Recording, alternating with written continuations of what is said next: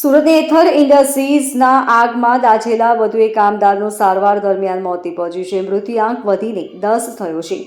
સુરતની સચિન જીઆઈડીસીમાં આવેલી એથર કંપનીમાં લાગેલી ભીષણ આગમાં વધુ એકનું સારવાર દરમિયાન મોત નીપજ્યું છે.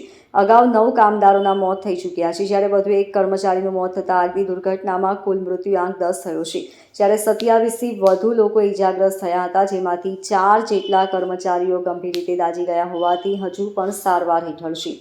સચિન જીઆઈડીસીની એથર ઇન્ડસ્ટ્રીઝ કંપનીના 9 અને એક બાજુની શાન ડાઇંગ મિલના કર્મચારી સહિત કુલ 10 વ્યક્તિના અત્યાર સુધીમાં મોત નીપજ્યા છે.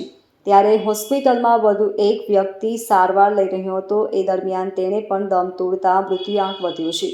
આગમાં ગંભીર રીતે દાઝેલા વધુ એક કામદારના મોતથી પરિવારમાં શોકનું મોજું ફરી વળ્યું છે. એથર મિલ આગમાં અત્યાર સુધીમાં કુલ 10 કામદારોના મોત નીપજ્યા છે. થોડા દિવસ પહેલા 2 યુવકોના સારવાર સમયે મોત થયા હતા. એક પછી એક મોત નીપજી રહ્યા હોવાથી પરિવારજનો ભયના માહોલમાં જીવી રહ્યા છે. Bureau report, LK star news, Surat.